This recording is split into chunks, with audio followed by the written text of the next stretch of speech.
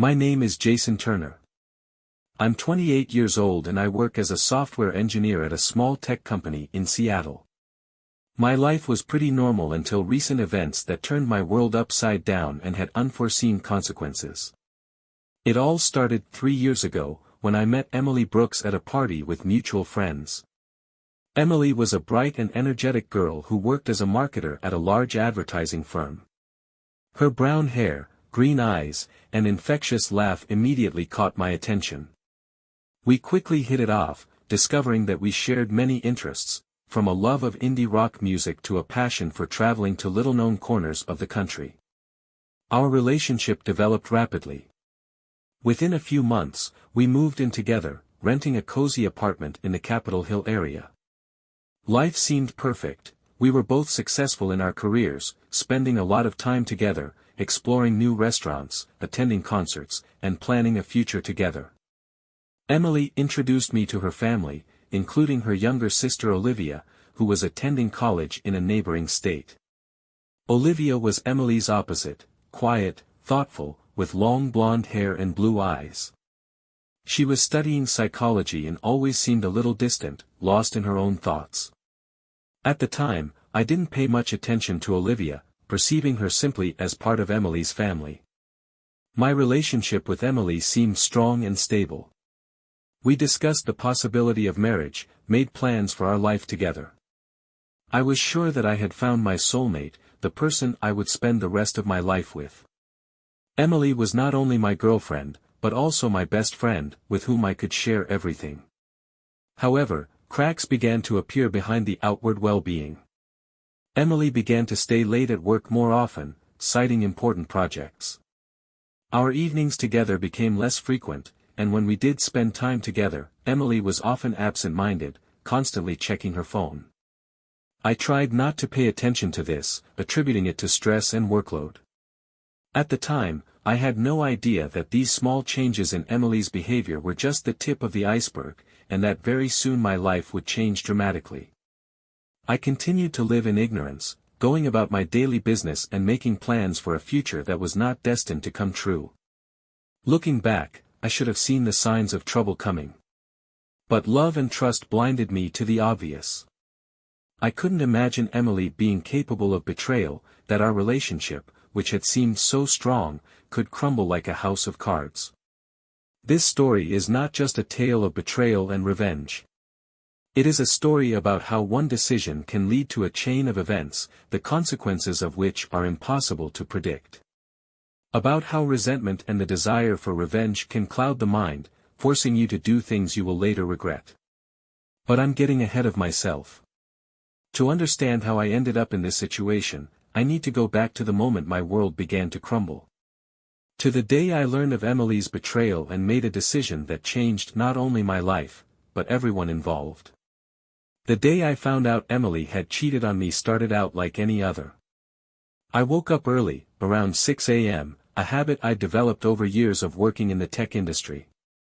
Emily was still asleep, so I quietly left the bedroom so as not to wake her. I brewed myself a strong coffee and sat down at my laptop, checking my email and preparing for the day ahead. Around 8, Emily emerged from her bedroom, fully dressed and ready to go. She seemed a little tense, which I chalked up to the important presentation she'd mentioned the night before. We exchanged quick kisses, and she ran off, saying she'd be staying late again tonight.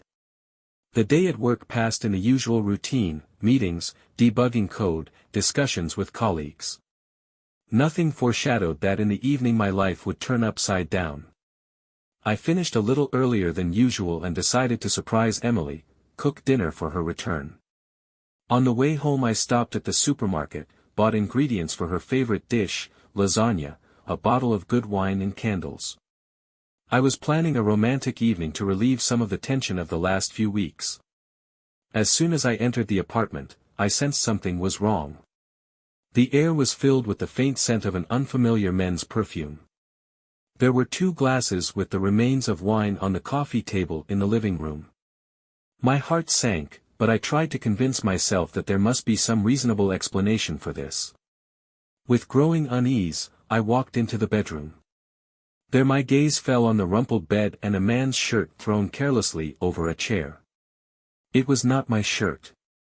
The reality of what was happening hit me like a ton of bricks. I sat on the edge of my bed in shock, trying to process what I had just seen. My thoughts were jumbled, my emotions were overwhelming. How long had this been going on? Who was this person? Why did Emily do this to me? I don't remember how long I sat there, trying to collect my thoughts. The sound of the front door opening brought me out of my stupor. I heard Emily's voice humming to herself. She clearly hadn't expected to find me home. "Jason? You're back already?" Her voice sounded surprised and a little scared.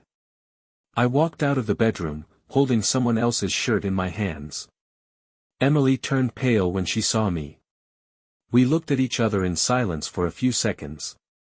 Then she tried to say something, but I interrupted her. "Don't bother explaining, Emily. I saw everything." "Who is he?" Emily looked down, her shoulders slumping. "His name is Michael. He works for our agency. It started 3 months ago." 3 months. All this time she lied to me, looked me in the eyes and pretended that everything was fine. Anger, resentment, disappointment, everything was mixed up in my soul. "Why, Emily? Why didn't you tell me if something went wrong in our relationship? Why did you choose to cheat?" Emily looked up at me, tears in her eyes. "I didn't mean to hurt you, Jason. I'm confused. With Michael, it's different with him. He understands me in a way you never could." Her words were like a punch in the gut. All our years together, our plans for the future, everything turned out to be a lie. "Pack your things and go," I said, surprised at the calmness of my own voice. "You have an hour. Then I'll change the locks." Emily tried to say something, but I raised my hand, stopping her. "No need to explain. Just go." The next hour passed in a blur. I sat in the living room, listening to Emily pack her things in the bedroom. I could hear her muffled sobs occasionally, but I felt no pity or compassion. Only emptiness and the dull ache of betrayal. When Emily came out of the bedroom with her suitcase and bag, I didn't even turn in her direction. She stopped at the door, as if expecting something. But I remained silent. "I'm sorry, Jason," she said quietly. "I never meant to hurt you." I didn't answer. A few seconds later, I heard the front door close. Emily was gone, leaving me alone with the ruins of our life together. Alone, I finally allowed myself to release all the emotions I had been holding in. The rage, the hurt, the disappointment, it all came pouring out. I screamed, punched the walls, threw pictures of me and Emily on the floor. When the first wave of anger had passed, I felt empty. I sat down on the couch and cried for the first time that evening. I cried for lost love, for shattered dreams, for the betrayal of the man I trusted most in the world. I don't know how long I sat like that. When I came to my senses a little, it was well past midnight. The apartment, which had recently been cozy and familiar, now seemed alien and hostile. I stood up, mechanically picked up the pieces of the broken photo frames, and threw them in the trash. Then I opened the bottle of whiskey I kept for special occasions and took a long swig straight from the bottle. The alcohol burned my throat, but it couldn't dull the pain in my soul. Sitting in the dark with a bottle in my hand, I tried to make sense of what had happened. How did we get here? Where did I go wrong? What did I do wrong? Unanswered questions swirled around in my head, giving me no peace. Somewhere deep inside, a feeling was born that soon filled my entire being, the desire for revenge. Emily had ruined our lives, trampled on my feelings. Why should I be the only one who suffers? And then it hit me. Olivia, Emily's little sister. I remembered her shy smile, her soft voice, her deep blue eyes. What if? The thought was crazy, but the more I thought about it, the more appealing it seemed. Starting a relationship with Olivia would be the perfect way to get back at Emily. To make her feel the same pain, the same betrayal that I felt. Of course, the sober part of my mind tried to object. This was wrong, it could hurt an innocent person, it wouldn't solve the problem. But the pain and hurt drowned out the voice of reason. I finished the rest of my whiskey and staggered to the bedroom. I fell onto the bed, still fully dressed. My last thought before I fell into a restless sleep was, "I'm going to make you pay for this, Emily. I swear you'll regret what you did." The next few weeks after Emily left were one long, agonizing day for me. I took time off from work, citing family reasons, and barely left my apartment. I spent most of my time in bed, either falling into a heavy sleep or lying motionless and staring at the ceiling. The apartment, once cozy and full of life, now seemed alien and hostile to me. Every corner, everything reminded me of Emily and our life together. I couldn't bring myself to remove her photos or throw away the rest of her things. Instead, I simply closed the door to the closet, where some of her clothes still hung, and tried not to go in there. Friends tried to reach out to me, but I ignored their calls and messages. I felt like no one could understand the depth of my pain and disappointment. And I was ashamed. Ashamed that I couldn't keep Emily, that I wasn't good enough for her. This shame gnawed at me from the inside, adding to the already excruciating sense of betrayal. Food lost all taste for me. I lived mostly on ordered pizza and Chinese food, and even then I had to force myself to eat it. Alcohol became my constant companion. I started drinking early in the morning and continued until late at night, trying to numb the pain and get rid of obsessive thoughts about Emily and her new boyfriend. In rare moments of clarity, I tried to analyze our relationship, to look for the reasons for what had happened. Maybe I worked too much. Or, on the contrary, did I not pay enough attention to her? Maybe I became too predictable, and she got bored with me. These questions were spinning in my head, not giving me peace, but I could not find answers to them. Sometimes I would get angry. I would scream, punch the walls, smash the furniture. After such outbursts of anger, I would feel empty and even more miserable. Bruised knuckles and broken knuckles were silent evidence of my despair. One particularly bad day, I found an old bottle of sleeping pills in the medicine cabinet. The idea of taking all the pills at once and ending the pain seemed tempting. I even poured the pills into the palm of my hand and stared at them for a long time, imagining how easy it would be to just swallow them and fall asleep forever. But at the last moment, something stopped me. Maybe it was cowardice, or maybe it was a deep-seated desire to live. I flushed the pills down the toilet and burst into tears, sitting on the bathroom floor. Gradually the sharp pain began to dull, replaced by a dull, aching feeling in my chest. I began to leave the house, but only late at night, when the streets were deserted. I wandered around the city for hours, not paying attention to the road, lost in my thoughts. Sometimes I found myself in unfamiliar areas and for a long time could not understand where I was and how to get home. During one of these walks, I found myself near the office of the advertising agency where Emily worked. The windows were dark, but I stood opposite for a long time, peering into the silhouettes of the buildings. I imagined Emily sitting at her desk, laughing, flirting with this Michael. These thoughts made me feel sick to my stomach, and my hands clenched into fists. Another time, I walked to the neighborhood where Emily's parents lived. I stood on the opposite side of the street, looking at a familiar house.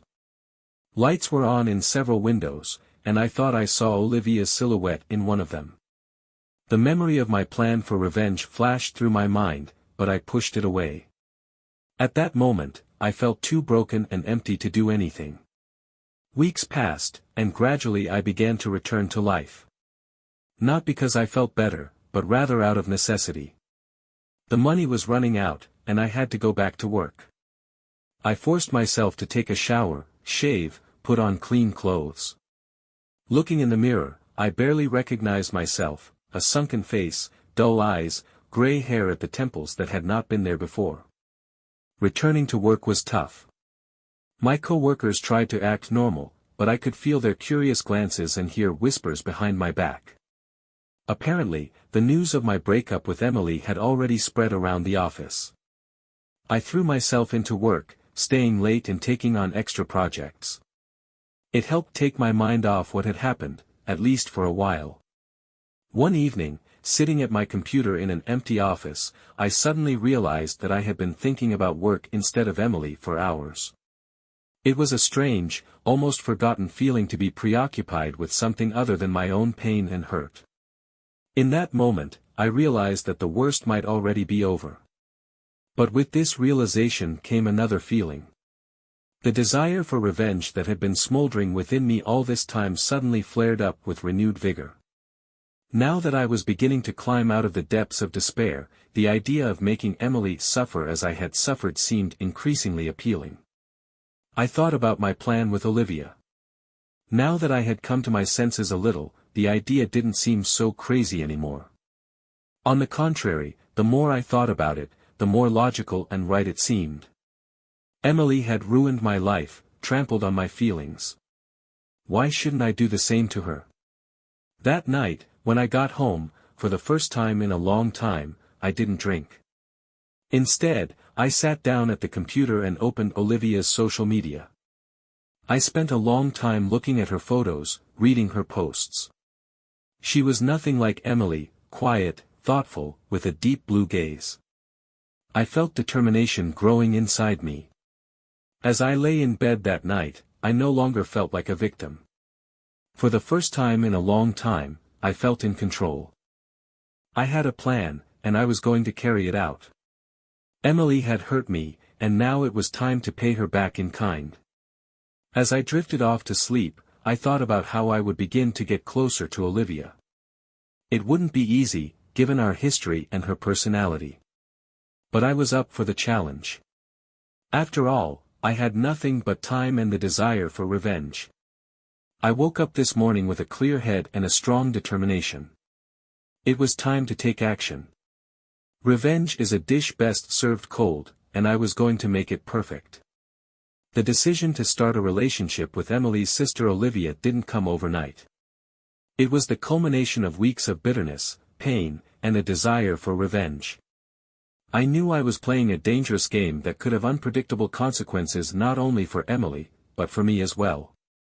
But the feeling of resentment and the desire for revenge drowned out the voice of reason. The first step in my plan was to reconnect with Olivia. We had never been particularly close, interacting mostly at family gatherings when I brought Emily. Now I had to find a way to get close to her without raising suspicion. I started with social media. Knowing that Olivia was studying psychology, I began sharing articles on the topic more often, hoping to catch her attention. Gradually, I began commenting on her posts, engaging in discussions on topics I knew she was interested in. At the same time, I worked on myself. I started going to the gym regularly, updated my wardrobe, signed up for self-development courses. It was all part of my plan. I wanted to appear to Olivia as a completely new person, not the broken and devastated guy I was after my breakup with Emily. After a few weeks of this preparation, I decided to take the next step. I wrote Olivia a private message, asking for advice on psychology books. It was risky, she might ignore me or tell Emily. But I was lucky. Olivia responded, and we began corresponding. Our conversations were cautious at first. I tried not to mention Emily or our breakup, focusing on our common interests and her studies. Gradually, our conversations became more personal. I talked about my work, my new interests, carefully demonstrating how much I had changed in recent times. Olivia seemed intrigued by these changes. She began texting me first more often, asking questions about my life. I felt the plan was starting to work, but I was in no hurry to force the issue. After about a month of such communication, I suggested meeting. I chose a neutral place, a small cafe in the city center, where Emily and I had never been. Olivia did not agree right away, but after some hesitation she finally accepted the invitation. I remember the day of our meeting down to the smallest detail. I arrived at the cafe early, chose a table in the corner and waited nervously. When Olivia walked in, I was momentarily taken aback. She looked different than I remembered, more confident, more mature. Her long blonde hair was pulled back into an elegant bun, and her eyes were curious and wary. Our conversation started awkwardly. We discussed the weather, Olivia's school, my job, everything except the elephant in the room, my relationship with Emily. But gradually the tension eased, and we began to chat more casually. I told Olivia about my new hobbies, about the courses I was attending. She listened with interest, asked questions. I tried to be open, showing her a new version of myself, more confident, more purposeful. By the end of the meeting, the atmosphere between us had noticeably warmed up. As we said goodbye, Olivia said she had enjoyed talking to her and suggested we do it again sometime. I agreed, feeling a fire of triumph blazing inside me. The first step had been taken. After this meeting, our communication became more intense. We corresponded almost every day, discussing books, films, sharing thoughts about life. I tried to be an attentive listener, to show interest in her opinion, which, as I knew from our conversations with Emily, was always Olivia's weak point. A couple of weeks later, I suggested meeting again, this time in the park. We walked, talked, and I felt a connection developing between us. Olivia became more open, laughed at my jokes, sometimes touched my hand during conversations. At some point, the conversation turned to my breakup with Emily. I was prepared for it and played my part flawlessly. I told her how hard it was for me, how I tried to understand what went wrong. Olivia listened with sympathy, and I saw my own pain reflected in her eyes, perhaps related to her past relationships. I didn't badmouth Emily, but I made it clear that what she had done had hurt me deeply. You know, I said, looking Olivia in the eye, sometimes I feel like I'll never be able to trust people the way I used to again. Olivia squeezed my hand in support, and I felt a spark fly between us. After this conversation, our relationship moved to a new level. We began to meet more often, and each meeting became more and more like a date. I was careful, did not rush things, but gradually increased physical contact, casual touches, hugs when meeting and saying goodbye. Olivia seemed to respond to my attentions. She began to smile more often, to look for reasons to meet. Once, when we were sitting in the park and watching the sunset, she laid her head on my shoulder. I hugged her, feeling my heart beat with anticipation of an imminent victory. But even in these moments of intimacy, a part of me remained cold and calculating. I constantly reminded myself of my goal, to get revenge on Emily, to make her feel the same pain I had felt. Olivia was just a means to that end, a pawn in my game. But the more time we spent together, the harder it became to hold on to that thought. Olivia was a deep, interesting person. Her view of the world, her thoughts and feelings, touched something inside me that I had long thought dead. I began to find myself looking forward to our meetings not only because of my plan for revenge, but because I genuinely enjoyed spending time with Olivia. Her laughter, her touch, her gaze, all of it began to mean more to me than I could have imagined. This realization scared me. I couldn't allow myself to develop real feelings for Olivia. It would ruin the whole plan, it would make me vulnerable. But the more I tried to suppress these budding feelings, the stronger they became. One evening, after a particularly pleasant meeting with Olivia, I returned home and sat in the dark for a long time, trying to sort out my feelings. On the one hand, the desire to get revenge on Emily still burned within me. But on the other, the thought of using Olivia was causing me more and more pain. I began to doubt my plan. What if in my pursuit of revenge I missed the chance for real happiness? What if Olivia was not just a means of revenge, but a person with whom I could build a new, healthy relationship? These thoughts haunted me.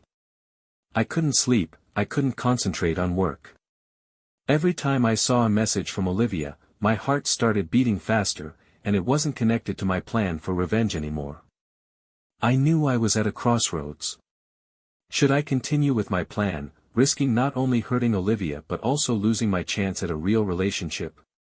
Or should I give up on revenge and try to build something real with Olivia, risking being hurt again? The decision I made would determine not only my fate, but Olivia's, and perhaps Emily's.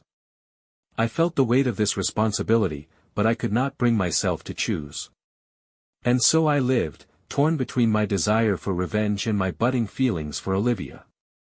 Every day was a battle between my mind and my heart, between the pain of the past and the hope for the future. And I didn't know which side would ultimately win. My relationship with Olivia developed rapidly, like a snowball rolling down a hill. Every meeting, every conversation only strengthened our connection, making it deeper and more complex. I was in constant internal conflict between my original plan for revenge and my growing feelings for Olivia. Our third date was a turning point. I'd invited Olivia to a concert by a local indie band, knowing she loved live music. We stood shoulder to shoulder the entire evening, singing along to familiar songs. At one point, Olivia took my hand, and I felt an electric shock run through me. When our eyes met, the world seemed to disappear. Without thinking, I leaned in and kissed her. This kiss was supposed to be part of my plan, another step toward revenge on Emily. But instead of cold calculation, I felt warmth, tenderness, and something akin to hope. Olivia kissed me back with unexpected passion, and for a moment I forgot about everything, about revenge, about Emily, about the pain of betrayal. There were only the two of us and the music around us. After the concert, we walked around the city at night for a long time, holding hands and talking about everything under the sun. Olivia talked about her dreams of becoming a psychologist, about her desire to help people. I listened to her, amazed by the depth of her thoughts and the purity of her intentions. At some point, I caught myself thinking that I wanted to be better to match her. The next few weeks passed in a blur. We saw each other almost every day, spending all our free time together. I showed Olivia my favorite spots in the city, a cozy cafe with the best coffee, a hidden park with a pond, the roof of a skyscraper with a stunning view of the city. Each of these places took on new meaning when I was there with her. Olivia, in turn, opened up her world to me. She took me to a contemporary art exhibit I would never have visited on my own. Looking at abstract paintings through her eyes, I began to see beauty where before I had seen only chaos. We spent hours discussing what we saw, and I was amazed at the depth of her perception. Our conversations became more personal and revealing. Olivia told me about her childhood, about her difficult relationship with her parents, who always put Emily first. I saw vulnerability and strength in her at the same time, and this only strengthened my feelings for her. I opened up to her too, sharing my fears and dreams. For the first time in a long time, I felt like I could be completely honest with someone. Well, almost completely, the thought of my original plan for revenge still weighed heavily on my heart. About a month into our relationship, something I had been both waiting for and dreading happened. We made love for the first time. It happened spontaneously, after a long evening of talking and drinking wine. Olivia was tender and passionate at the same time, and I was completely lost in the sensations. Lying next to her afterwards, listening to her calm breathing, I felt a wave of guilt wash over me. I had started this affair with the goal of revenge, but now everything had changed. Olivia had become not an instrument of revenge, but a living, feeling person whom I seemed to be beginning to love. That night was the turning point. I realized I couldn't continue with my plan any longer. The thought of using Olivia to get revenge on Emily was physically repulsive to me. But I also couldn't just forget about my original intention and pretend everything was okay. I spent the next few days in tormented thought. I couldn't concentrate on my work and I had trouble sleeping at night. Olivia noticed the change in my mood and asked me several times if everything was okay. I tried to get away with general phrases, but I felt that this couldn't go on for long. The solution came unexpectedly. One evening, Olivia and I were walking in the park, and she was talking about her latest psychology course project. It was about the impact of past traumas on current relationships. As she talked, I suddenly realized what I had to do. I had to tell her the truth. The thought was crazy. I risked losing Olivia forever, ruining the beautiful thing that had grown between us. But the alternative, continuing to live a lie, seemed even worse. Gathering my courage, I interrupted Olivia mid-sentence and said, "We need to talk. There's something you need to know." She looked at me with concern, but nodded. We sat down on the bench, and I started talking. I told her everything, about Emily's betrayal, about my pain and desire for revenge, about my original plan to get closer to Olivia. I spoke without looking up, afraid to see disgust or hatred on her face. When I finished, there was silence. I waited for Olivia to jump up and run, or scream at me, or hit me. But she was silent. Finally, I dared to look up. Olivia sat motionless, her face pale and her eyes filled with tears. But I didn't see any hatred in her gaze, only pain and understanding. "I always knew something was wrong," she finally said in a quiet voice. "I felt like there was something else behind your interest in me. But I hoped. I hoped so much that I was wrong." Her words were like a knife in the heart. I wanted to say something, to justify myself, but she stopped me with a gesture. "Let me finish," she said. "What you did was terrible. You used me, played with my emotions. I should hate you for it." I nodded, feeling my heart squeeze with pain and shame. "But," Olivia continued after a pause, "I can't. Because I can see how you've changed in this time. I can see that your feelings for me have become real. And I appreciate you being honest now, even though it must have been hard." I looked at her, not believing my ears. You don't hate me?" Olivia shook her head. "No. I'm angry, I'm disappointed, I'm hurt. But I don't hate you. And I think we can try to start over. Honestly, this time." I felt tears welling up in my eyes. Not deserving of such understanding, such forgiveness. But Olivia reached out and gently wiped my cheek. "It won't be easy," she said. "We have a lot of work to do. But if you're willing to try, I am." At that moment, I realized that for the first time in a long time, I felt hope. Hope that perhaps something real and beautiful could grow out of this situation that began with pain and a desire for revenge. We sat in the park for a long time, talking. Olivia asked questions, and I answered honestly, without trying to hide or embellish anything. We talked about trust, about forgiveness, about how to move forward. When we finally got up to go home, it was already dawn. Olivia took my hand, and in that simple gesture there was more hope and promise than any words could have. I knew we had a long, hard road ahead of us. We had to rebuild trust, learn to be honest with each other about everything.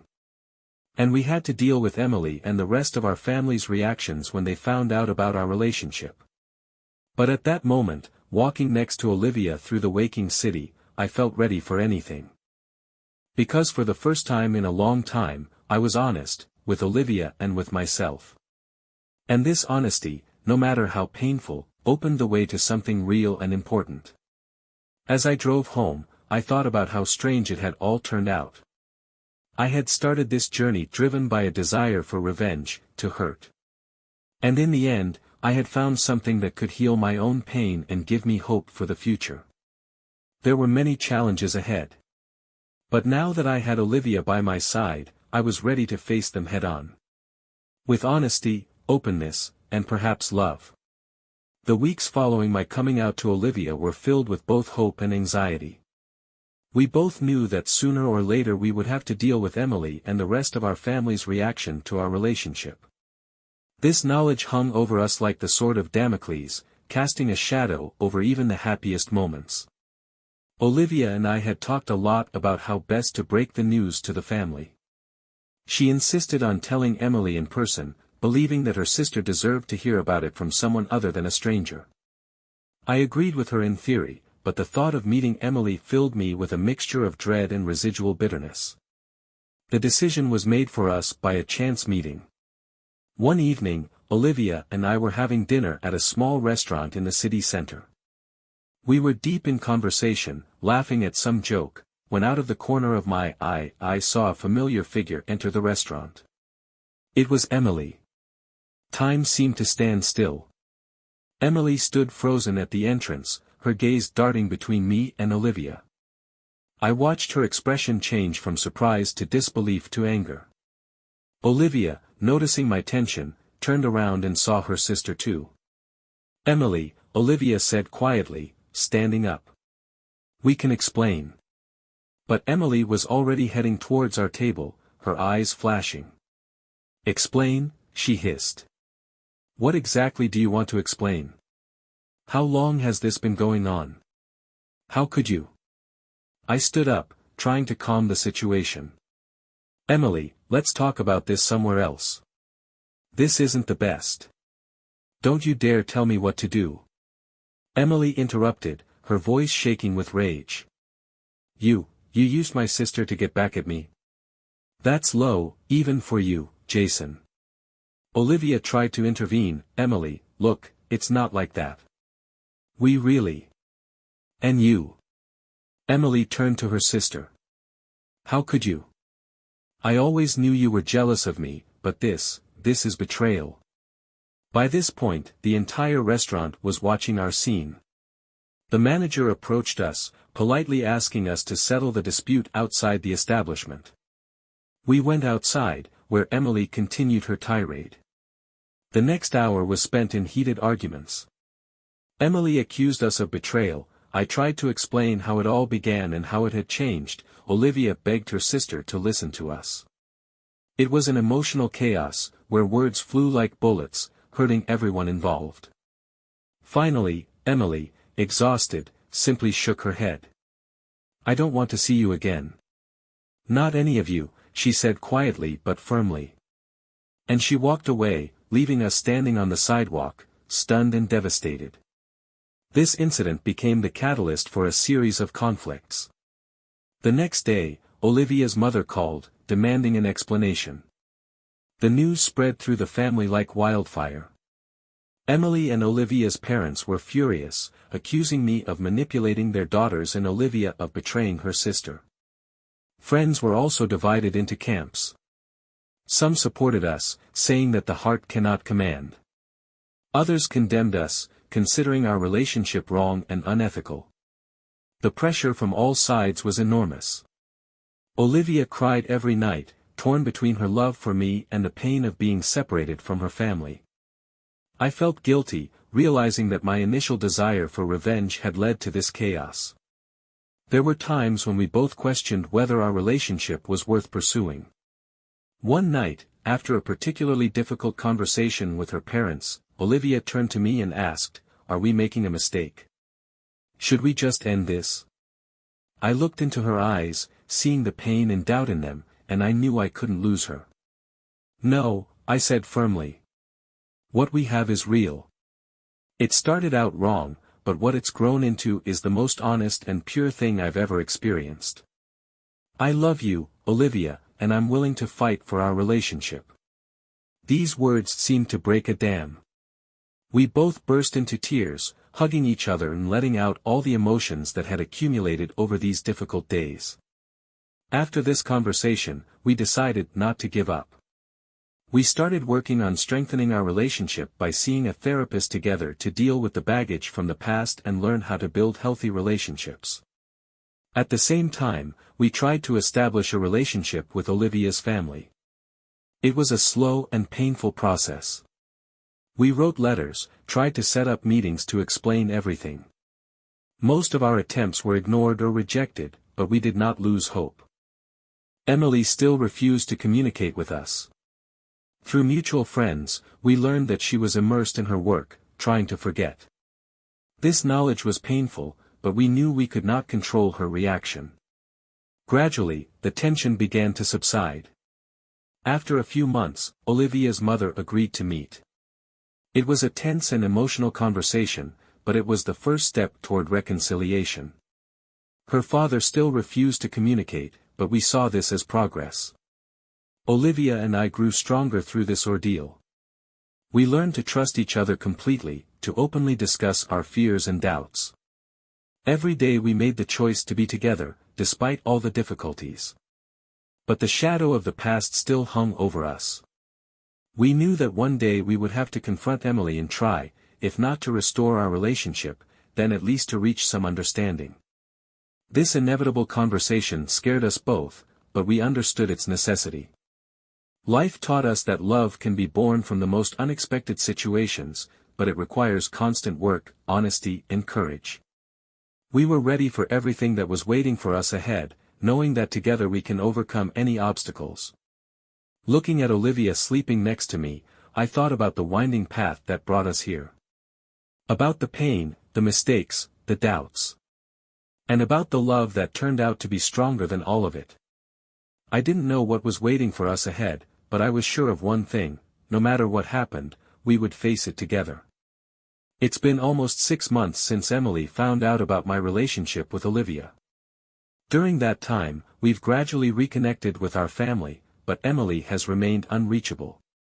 She's ignored all our attempts to contact her, blocked our numbers, and even moved without giving us her new address. But fate seemed to have decided that the time had come for a decisive confrontation.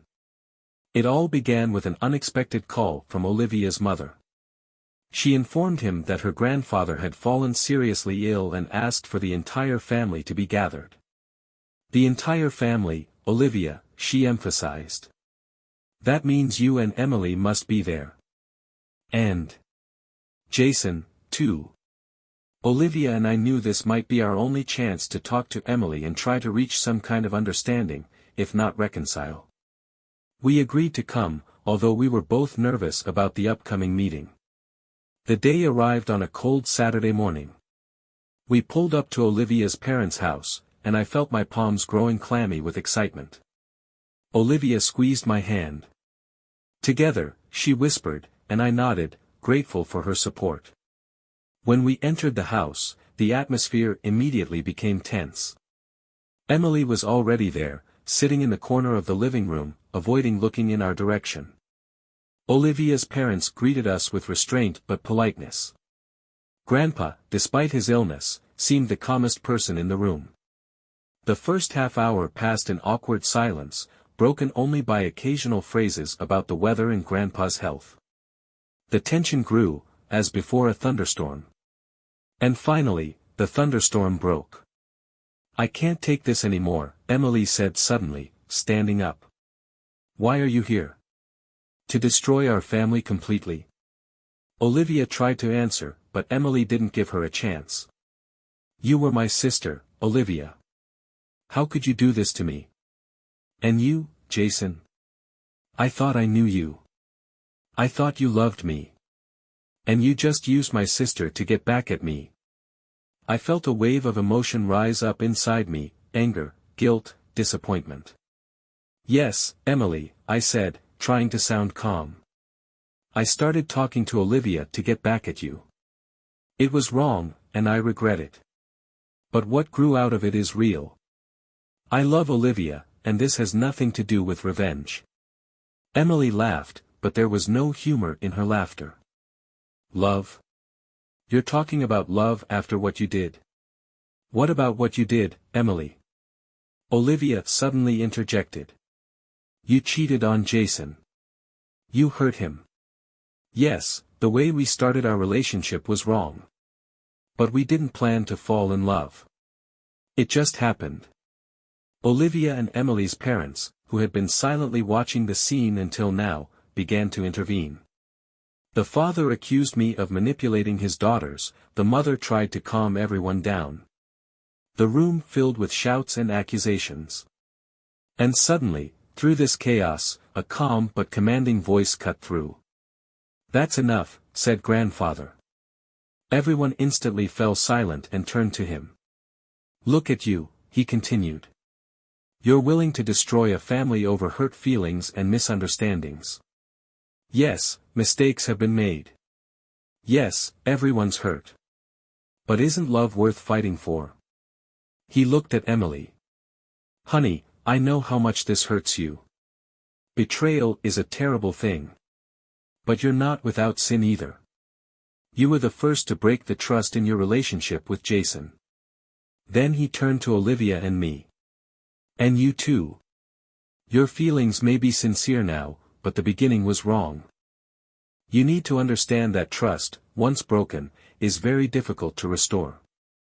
Finally, he addressed everyone. Family is the most valuable thing we have. Don't let resentment and pride destroy it. Learn to forgive and understand each other. Grandpa's words seemed to break a dam. Emily burst into tears, covering her face with her hands. Olivia, after a moment's hesitation, went to her sister and hugged her. I stood there, unsure of what to do, feeling both guilty and relieved. We spent the next few hours talking. Really talking, maybe for the first time in a long time. We all cried, screamed, asked for forgiveness. Emily told me about her insecurities, about her fear of losing me, which led her to cheat. Olivia talked about the years she spent in her older sister's shadow. I confessed my pain and desire for revenge, which grew into real feelings. By the end of the day, we were emotionally exhausted, but there was something new in the air, hope. We hadn't solved all the problems, we hadn't healed all the wounds. But we had taken the first step toward understanding and, perhaps, forgiveness. As we left Olivia's parents, we all felt that something important had happened. Emily even gave us a weak smile as we left, the first smile we had seen all day. In the car, Olivia turned to me. What now? She asked. I took her hand. Now we continue to work. On ourselves, on our relationship with your family. It won't be easy, but we'll get through it. Together. Olivia nodded, and I saw my own determination reflected in her eyes. We both knew there was still a long way to go. But now we had hope, and we were ready to fight for our future. It's been about a year since that memorable day with Olivia's parents. A lot has changed in that time. Olivia and I have continued to work on our relationship, seeing a family therapist and learning how to build healthy, honest relationships. Our connection with her family has gradually been restored, although it remains fragile. Emily, too, began the healing process. She moved to another city to start fresh, she said. We spoke on the phone occasionally, and though our conversations were still tense, there was a warmth to them. It seemed that life was finally returning to normal. But fate had another surprise in store for us. It all started on a typical Tuesday. I was at work, deep in yet another project, when I got a text from Olivia. She asked to meet at our favorite coffee shop right after work. Something about her tone made me wary. I couldn't concentrate all day, thinking about what could have happened. When I finally got to the cafe, Olivia was already waiting for me. She looked pale and nervous. What happened? I asked, sitting down opposite her. Olivia took a deep breath. Jason, I'm pregnant. These words hit me like lightning. We had never seriously discussed children, believing it was too early given all the difficulties in our relationship. Are you sure? I muttered. Olivia nodded. 3 tests and a doctor's visit. I'm 8 weeks pregnant. We sat in silence for a long time, trying to process this news. Finally, I took Olivia's hand. What do you want to do? She looked me in the eye. I want to keep the baby, Jason. I know it's sudden and maybe the wrong time. But I feel like it's right. I felt a strange feeling growing inside me, a mixture of fear and joy. I'm with you, I said. Whatever you decide, I'll support you. And if you want this baby, I want it too. Olivia burst into tears, and I hugged her, feeling warmth spreading in my chest. We were going to be parents. The thought was both terrifying and exciting. The next few days passed in a blur. We discussed the future, planned how to tell the family. But the main question remained, how to tell Emily. We decided that Olivia would talk to her sister alone. I was nervous waiting for her to return. When Olivia returned, her face was hard to read. "How did it go?" I asked. Olivia sat down next to me. She congratulated us.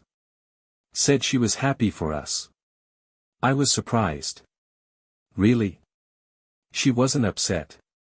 She was calm. Too calm, Olivia frowned. And she said she had news, too. She was getting married. Now it was my turn to be surprised. Married? To whom? For Michael. The one she had an affair with. I felt my insides tighten. Michael. The man who started all this chaos. And now Emily was marrying him. How are you feeling? Olivia asked cautiously. I thought about it. A year ago, this news would have crushed me. But now? I'm happy for her, I said, surprised at my own words. If he makes her happy, then that's good. Olivia hugged me. You've changed, Jason. We both have. The next few months were a whirlwind of events. Preparing for the baby, Emily's wedding, trying to make things right with everyone in the family. It wasn't easy, but somehow we managed. Emily invited us to her wedding, and we decided to go. It was a tense day, full of awkward moments and cautious smiles. But when I saw Emily's eyes light up happily as she looked at Michael, I knew everything was as it was supposed to be. And then, on a cold winter morning, our daughter was born. When I first held her, nothing else mattered. Olivia looked at us, tired but happy. What shall we name her? She asked. I looked at our daughter's tiny face and suddenly knew what the right name would be. Emily, I said. Let's call her Emily. Olivia looked at me in surprise, then smiled. Emily. Yes, that's perfect. When we told Emily the news, she burst into tears. A few days later, she came to the hospital to see her little namesake. Seeing Emily holding our daughter was both strange and beautiful. Life didn't get any easier. We still had problems, misunderstandings, moments of tension. But now we had a family, a big, complicated one, not perfect, but ours. And little Emily seemed to have healed many old wounds with her arrival. As I watched Olivia rock our daughter, I thought about the twisted path that had brought us here. The pain, the mistakes, the betrayal. And the love that had proven stronger than all of it. I didn't know what lay ahead, but I knew one thing, no matter what happened, we would face it together. As a family. It's been 5 years since our daughter Emily was born. During this time, our lives have changed beyond recognition. Little Emily has grown into an energetic, inquisitive girl with eyes like Olivia's and my smile. She has become the center of our world, the connecting link that has finally healed old wounds in the family. Olivia and I have been through many trials and tribulations, but with each crisis we have overcome, we have only grown stronger. We have learned to talk openly about our feelings, trust each other, and solve problems together. Parenthood has changed us both, forcing us to look at many things in a new way. Emily, Olivia's older sister, also became an integral part of our lives. The first time after little Emily was born was not easy. We all walked on thin ice, trying not to hurt each other's feelings. But gradually the tension eased. Emily loved her niece with all her heart and became the most caring aunt you could imagine. Her marriage to Michael was a happy one. They also became parents, they had a son, named Jason. When Emily told us about it, I was deeply touched. It was a gesture of forgiveness and reconciliation that meant more than any words. Our children, little Emily and Jason, grew up together as best friends. Watching them play, I often thought about how strange and beautiful everything turned out. A story that began with pain and a desire for revenge led to the creation of a new, strong family.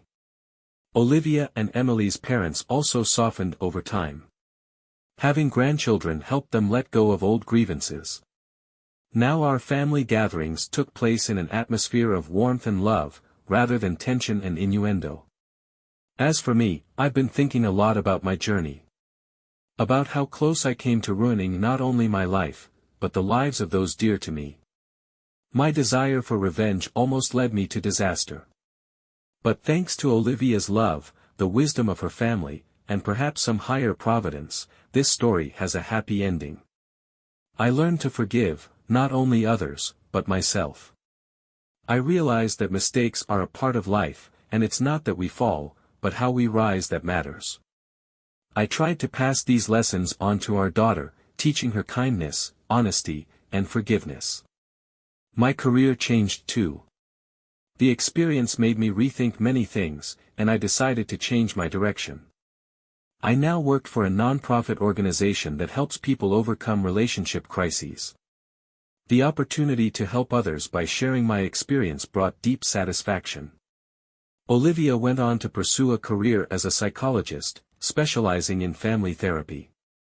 Our experience gave her a unique understanding of the complexities of family relationships, which she used to help other couples and families. On our daughter's 5th birthday, we had a big family celebration.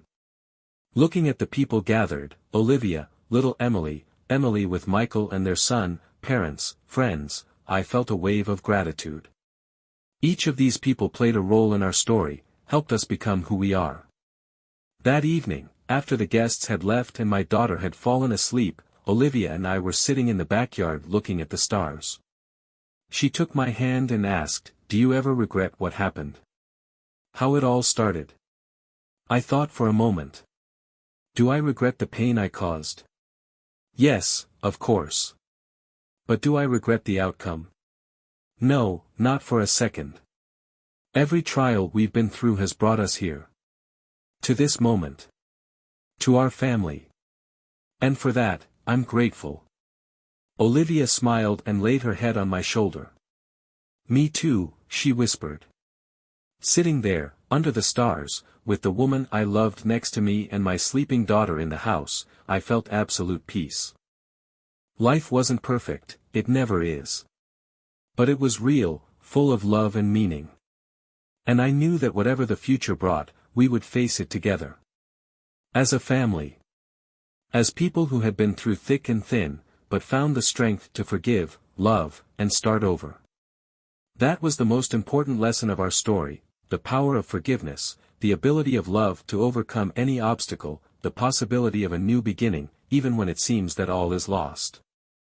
Our story began with revenge, but ended with love. And this, perhaps, is the main miracle of life, its ability to turn even the darkest moments into a source of light and hope. Today, 10 years after this story began, I sit in my office and write these lines. It's raining outside, reminding me of the day I learned of Emily's betrayal. But now the sound doesn't cause pain or bitterness, only quiet thoughtfulness and gratitude for the path we've traveled. Looking back, I'm amazed at how much my life has changed. The person I was then, hurt, thirsty for revenge, seems almost a stranger to me now. That Jason could not have imagined what his decision to take revenge would lead to, how it would change not only his life, but the lives of so many others. The path that Olivia and I have traveled has not been easy. There were moments when it seemed that the burden of the past was too heavy, that we would not be able to overcome all the obstacles. But each crisis, each difficulty only strengthened our bond. We learned to trust each other unconditionally, to be honest even when the truth is painful. Our daughter Emily has grown into a wonderful girl. At 10 years old, she amazes us with her wisdom and kindness. Sometimes, looking at her, I think about how close I was to never experiencing the joy of fatherhood. This thought makes me appreciate every moment spent with my family even more. My relationship with Emily, Olivia's older sister, has also come a long way. From hatred and resentment, we've come to understanding and even friendship. Our children are growing up together, and seeing them together is one of the greatest joys in my life. It's a constant reminder that something beautiful can grow out of pain and betrayal, if you give it a chance. My work at an organization that helps couples overcome relationship crises has become more than just a career for me, it's a calling. Every day, I meet people who are going through what I once went through. I tell them my story, showing them that even the darkest situation can be overcome if you find the strength to forgive and move on. Olivia also found her calling in family psychology. Our experience has given her a unique understanding of the complexities of family relationships. Together, we sometimes run workshops for couples, sharing our story and the lessons we have learned from it. One of the most important lessons for me was the understanding that revenge never brings satisfaction. It only creates more pain, more hurt, and a vicious circle. True healing comes through forgiveness, not only of others, but of yourself. I learned to accept my mistakes without letting them define me. I learned that being human means sometimes you fall, but it's not how many times you fall that matters, it's how many times you find the strength to get up. The love I found with Olivia taught me a lot. I realized that true love is not a fairy tale or a perfect picture. It is a daily choice, working on the relationship, being willing to be vulnerable and open.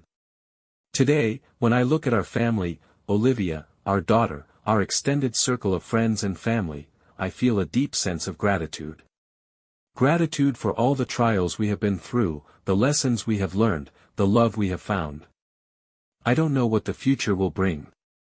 Life has taught me that it is full of unexpected turns. But I know one thing, no matter what happens, we will face it together. As a family. As people who have been through fire and water, but found the strength to forgive, love and start anew. This story began with betrayal and a desire for revenge. But it ended with love, forgiveness, and a new beginning. And herein lies perhaps the most important lesson, even from the darkest moments of our lives, light can be born if we find the courage to open our hearts to it. As I finish these reflections, I feel a deep sense of peace. The rain outside is dying down, and a ray of sunshine is breaking through the clouds. Symbolic, I think. After all, that's how life works. After every storm comes a clear day. You just need to have the patience to wait for it and the wisdom to learn from the trials you've gone through. With these thoughts, I finish writing and go to my family. To the people who have become everything to me.